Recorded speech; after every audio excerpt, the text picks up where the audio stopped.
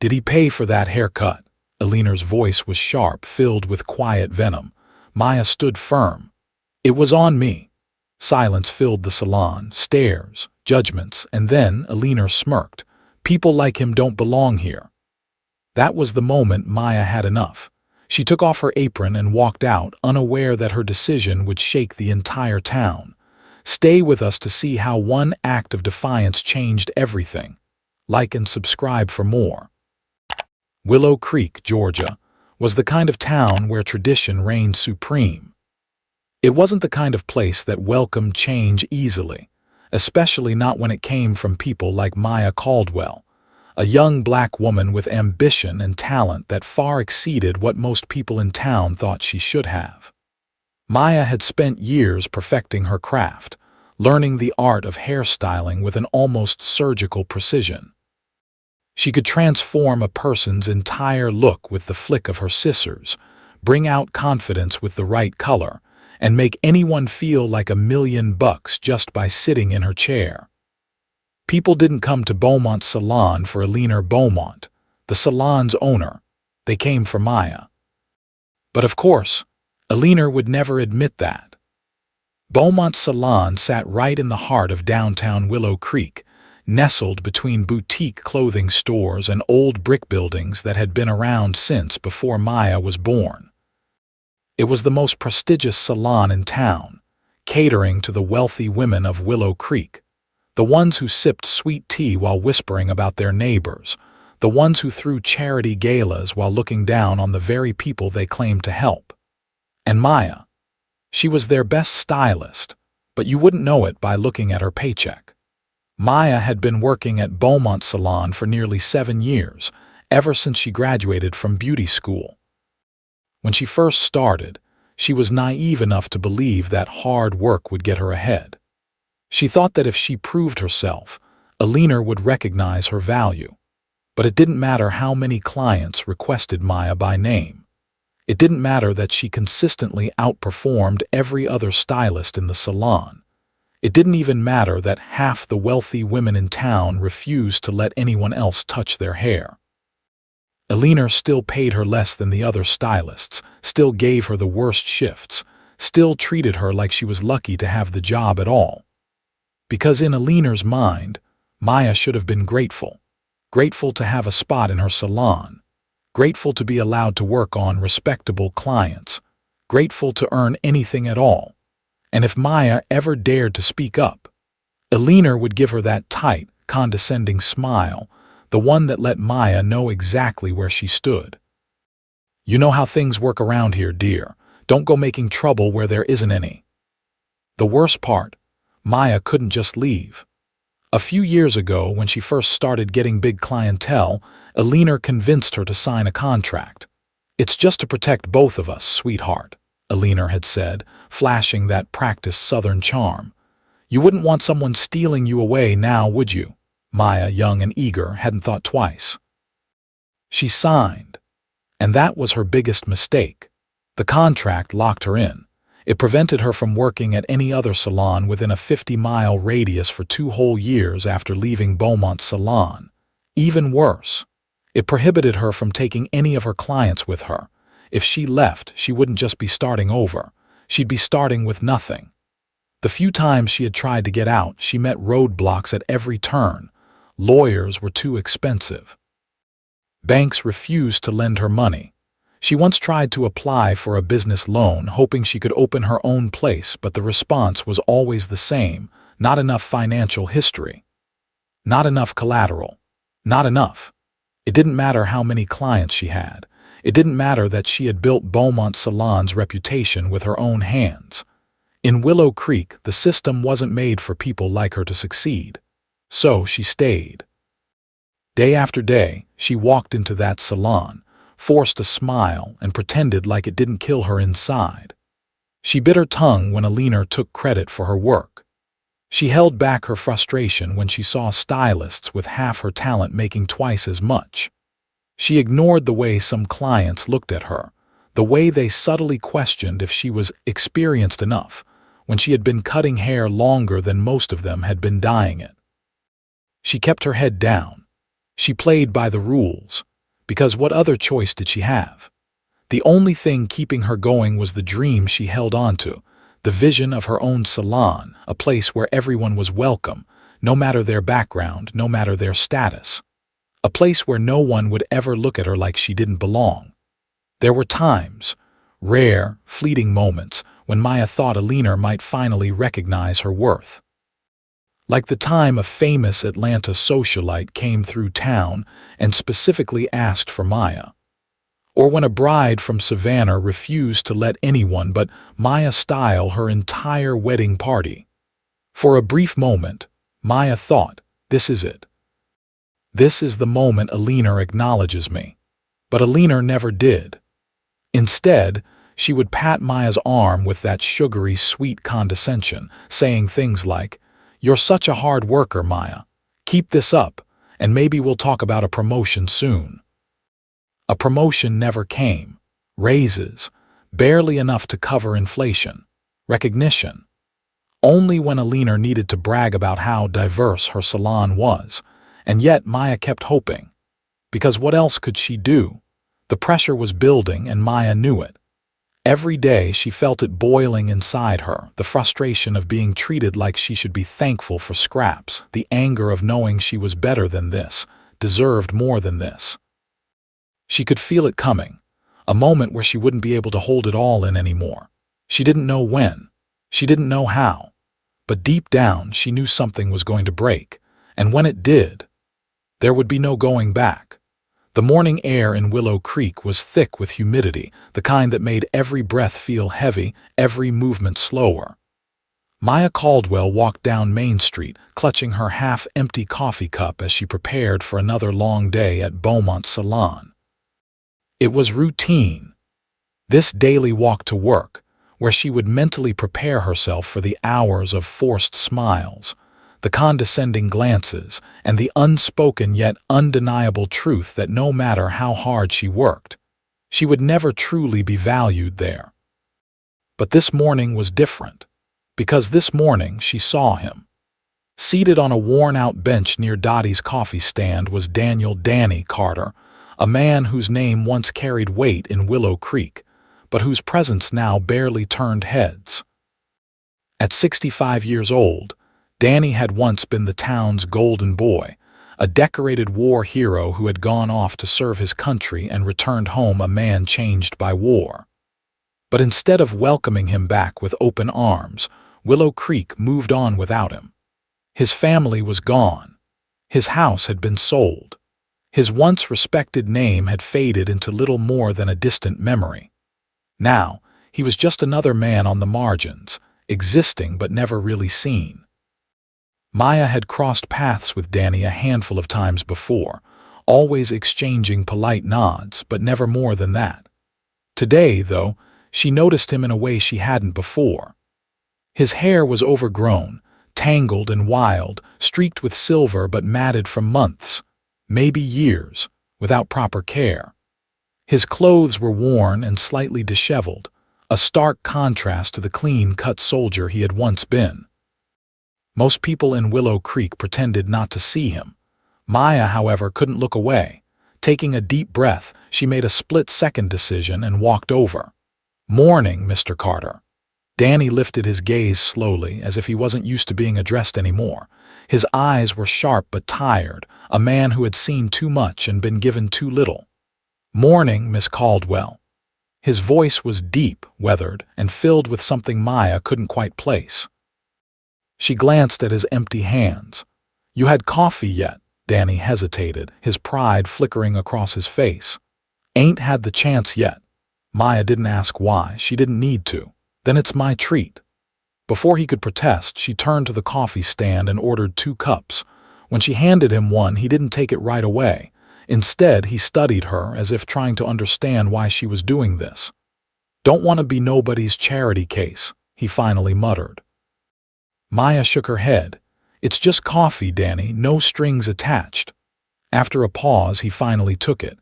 He lifted the cup to his lips, taking a slow, thoughtful sip. A quiet sigh of relief escaped him. "Damn," he murmured. "Been a long time since I had a good cup of coffee." Maya smiled. Well, that's just unacceptable. Everyone deserves a good coffee. Danny chuckled, a rough, barely there sound like he wasn't used to laughing anymore. She watched him for a moment before her gaze drifted to his overgrown, untamed hair. You ever think about getting that cleaned up? She asked casually. Danny smirked, running a hand over his thick beard. Ain't much point in it. There's always a point, Danny. You still gotta look like yourself, even if the world forgot. For the first time, something shifted in his expression. Maya straightened up. Come by the salon later. Let me fix you up. Danny stilled, his coffee cup hovering midair. You serious? Why wouldn't I be? His jaw tensed and she could see the battle going on behind his eyes. He knew how people in this town operated. He knew that someone like him sitting in a salon like Beaumont's would turn heads, and not in a good way. Won't that get you into trouble? He asked carefully. Maya hesitated.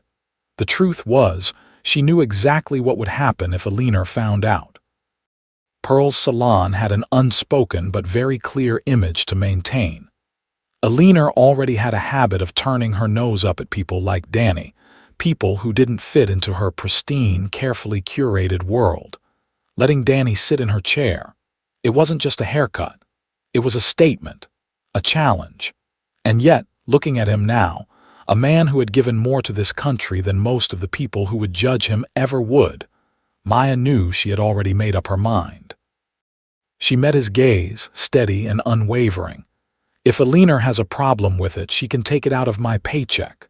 Danny exhaled, shaking his head with something close to amusement. You don't back down easy, do you? Maya smirked. Not when I know I'm right. A long pause stretched between them before Danny finally gave a slow nod. All right then, I'll see you later. As Maya turned to leave, she could feel the weight of the moment settling in. This wasn't just about a haircut. This was about respect, dignity, and refusing to let people like Alina dictate who deserved kindness. She had no idea that this single decision was about to change everything. The air inside Beaumont's salon was thick with the scent of expensive hairspray and artificial pleasantries. The hum of quiet gossip filled the space, blending with the soft snipping of scissors and the low whir of blow dryers. It was a typical afternoon in Willow Creek's most exclusive salon, until the front door swung open and Danny Carter stepped inside. The reaction was immediate. The quiet conversations cut off mid-sentence. Magazines were lowered. Lipsticked mouths parted in surprise. It wasn't just that he was a new face. No, new faces weren't uncommon. But Danny Carter was the wrong kind of new face. His presence alone was enough to disrupt the delicate ecosystem of Beaumont's salon, a place designed for women who prided themselves on their carefully curated bubbles, untouched by the harsh realities of life outside their manicured world. And now, standing in the doorway, Danny was a walking contradiction to everything Alina Beaumont wanted her business to represent. Danny, to his credit, didn't flinch under the weight of the stares. He wasn't a man easily rattled. But even so, Maya could see it, the subtle shift in his posture, the flicker of hesitation in his eyes. He knew what they saw when they looked at him. Not a veteran, not a man who had once risked his life for his country, just a washed-up nobody, a man who no longer fit in. Maya felt a surge of anger rise in her chest. She wouldn't let them look at him like that. Before he could change his mind, she offered him a reassuring nod and motioned him over to her chair. Come on, Danny. Let's get you looking sharp. Maya barely had time to fasten the cape around Danny's shoulders before she heard the sharp click of Alina Beaumont's heels. The woman emerged from her office like a storm brewing on the horizon, shoulders squared, mouth tight, her gaze locked on Maya like she was an insect that had just crawled onto her pristine salon floor. The room went dead silent. Maya. Alina's voice was deceptively calm, but Maya knew better. She had spent years learning to read between the lines. She didn't turn around, didn't stop working. Alina, she replied evenly, running a comb through Danny's overgrown beard. What is this? Alina demanded. Maya took her time answering, trimming a section of Danny's hair before finally responding. It's a haircut. Alina let out a slow, deliberate breath, the kind she used when she was pretending to be patient. I can see that, dear. What I mean is, did this gentleman pay for his appointment? And there it was. Maya had expected this reaction, but hearing it out loud still made her stomach tighten. She put down her scissors, turned to face Alina, and met her gaze head-on. No, it's on me. A cold silence settled over the room. Alina's eyes narrowed just slightly, the only sign that her anger was beginning to crack through her carefully polished exterior. So we're just giving away free services now? She asked, voice like poison honey. Maya didn't flinch. I offered him a haircut. If it's a problem, take it out of my paycheck. The moment the words left her mouth, she knew there was no turning back. Alina's lips curled into something that was almost a smile, but not quite. Oh, don't worry, I will.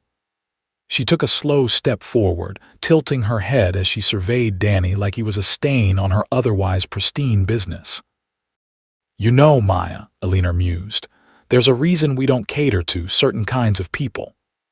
Maya's blood ran cold. The room was so silent that the soft buzzing of the salon's fluorescent lights suddenly seemed deafening. She heard it. Danny heard it, and so did every single person in that room. Alina didn't have to say it outright. The meaning was loud and clear.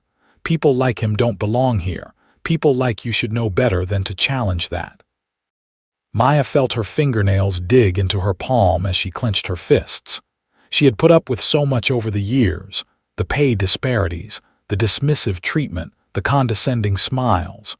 But this was the moment everything snapped. Slowly, deliberately, Maya reached for the ties of her apron and untied them.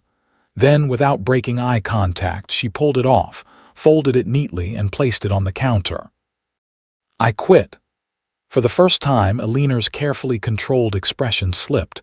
Excuse me. Maya straightened her shoulders. You heard me. I'm done. Alina blinked as if the very idea of Maya standing up to her was beyond comprehension. Don't be ridiculous, she scoffed, regaining her composure. Where else do you think you'll find a job that pays this well? Do you really think people will line up to have their hair cut by? She stopped herself. But Maya heard it anyway. By you. By a black woman who should know better than to step out of line. Danny stood then, slow and steady, his eyes locked onto Alina's with a quiet force that was more powerful than shouting ever could be. You just made the biggest mistake of your life. Alina let out a sharp, humorless laugh. Is that so? Danny didn't respond. He just turned to Maya. Come on, he said. We got better places to be. Maya didn't hesitate. She picked up her things, walked past Alina, and stepped outside into the hot Georgia sun. For the first time in years, she felt free. She had no job, no backup plan, no safety net, but she had something far more important, her dignity. The night air in Willow Creek was thick and still, the kind of southern summer night that made even the crickets too tired to sing. Maya sat on the edge of her small apartment's couch, the events of the day still replaying in her mind like a film she couldn't turn off. She had quit her job. She had walked out of Beaumont's salon with nothing but her dignity. And now she had no idea what came next. Her hands still smelled like shampoo and hair products, but for the first time in 7 years, she wasn't setting her alarm for another shift. For the first time, she didn't have to prepare herself to walk into a place where she was constantly undervalued, constantly disrespected. It was freeing. It was terrifying. A part of her wondered if she had made a mistake. But then her phone buzzed. And everything changed. Danny's name lit up on the screen, but when she picked up, he didn't even wait for her to say hello. Maya, he said, his voice unusually sharp. Have you checked Facebook? Maya frowned. Why? Because the whole damn town is talking about you. That got her attention. She opened the app, scrolling past the usual posts about Sunday church services and high school football. And then she saw it. Danny had posted a long, detailed account of what had happened that afternoon. I've spent years watching this town pretend to be better than it really is, the post began. I've been ignored, dismissed, treated like I don't exist. I got used to it. But today, I watched a young woman stand up for what's right, and this town needs to hear what really happened inside Beaumont's salon. He told the whole story. How Maya had offered him kindness when no one else had. How a leaner had humiliated her in front of an entire room full of customers. And how Maya had walked away rather than let herself be treated like she was worth less than anyone else in that salon. And then, at the end, he wrote something that made Maya's breath catch. Willow Creek, the question is, what are you going to do about it? The post had already been shared over 100 times, with dozens of comments pouring in by the minute. Some were exactly what Maya expected. That's just how things are in Willow Creek, nothing new. She should have just done her job. Life ain't fair. Sounds like she's playing the victim to me. But then there were the other comments. The ones that surprised her. I've been going to Beaumont's salon for years, but I won't step foot in there again. Maya did my wedding hair last year. She's the best stylist in town, and this is how she's treated.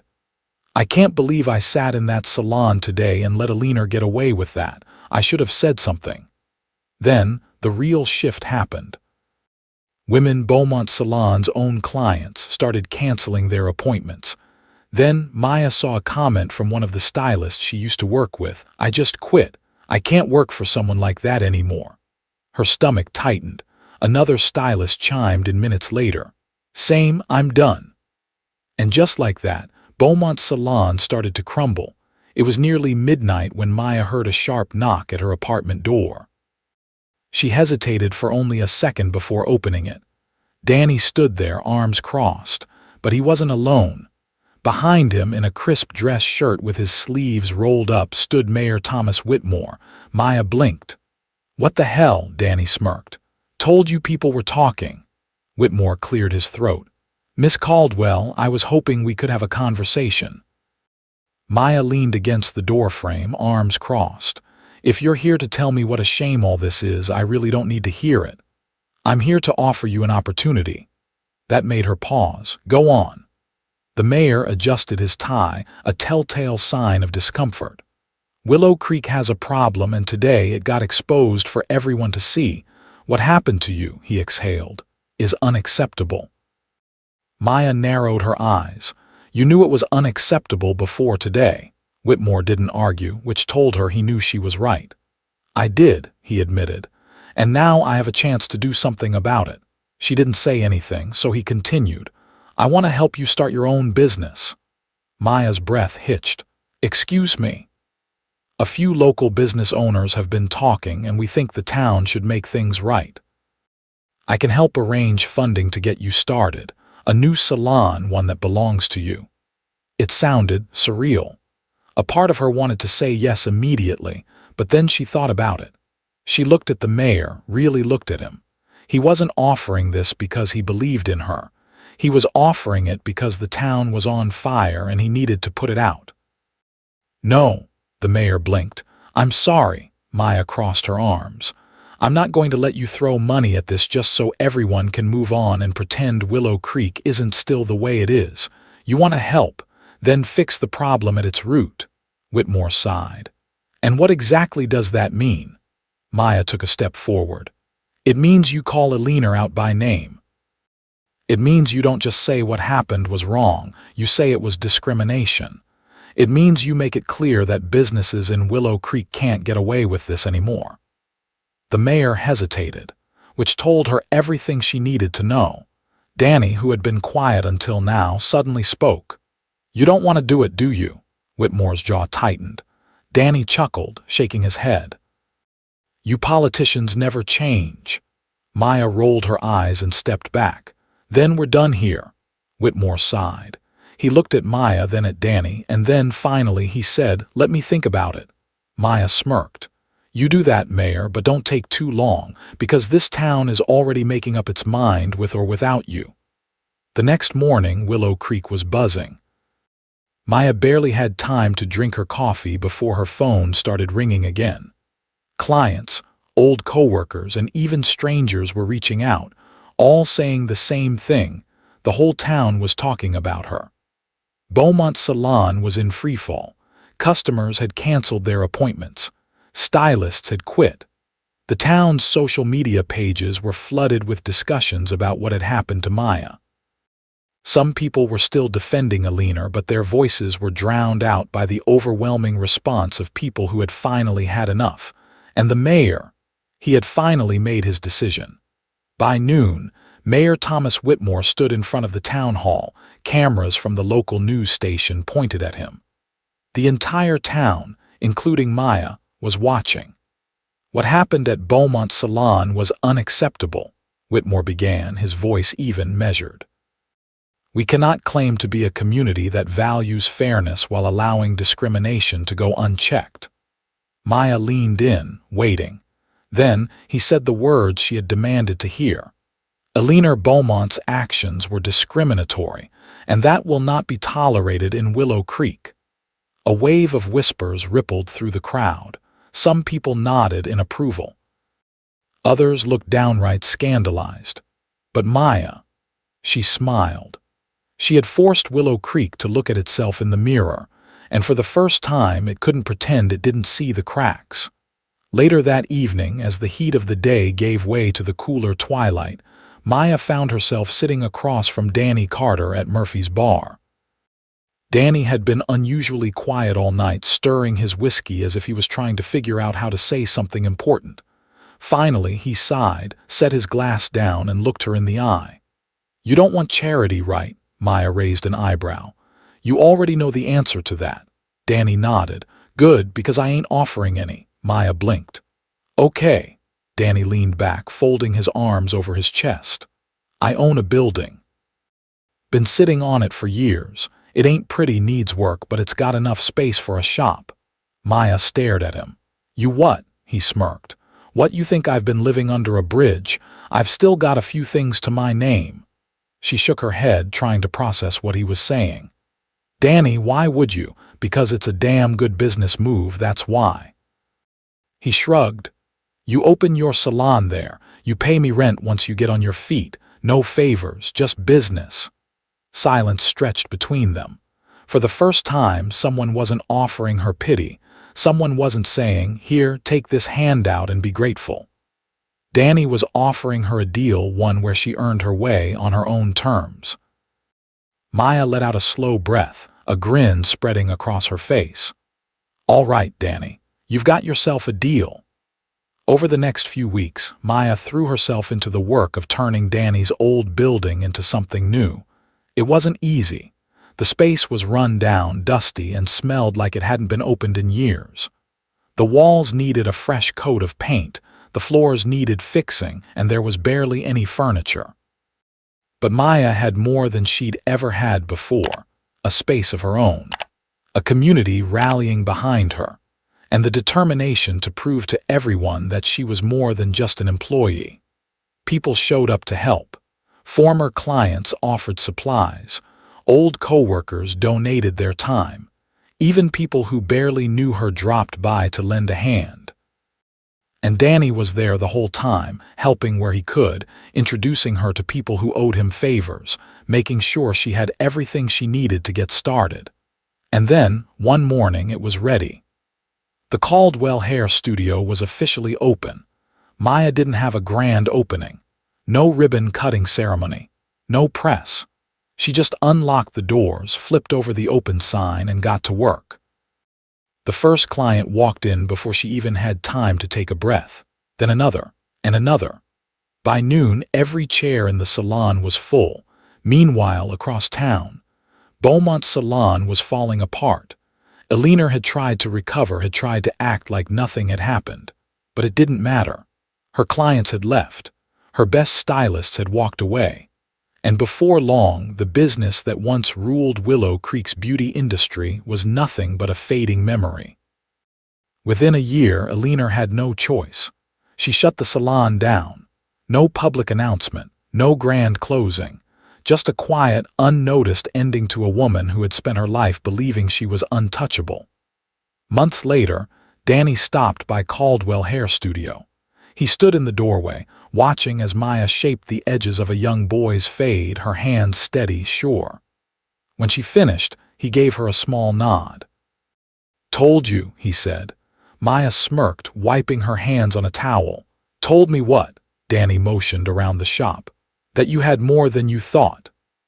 Maya looked around, the clients, the sign in the window with her name on it, the life she had built with her own damn hands, and she knew he was right. She hadn't just changed her own life. She had changed the entire town.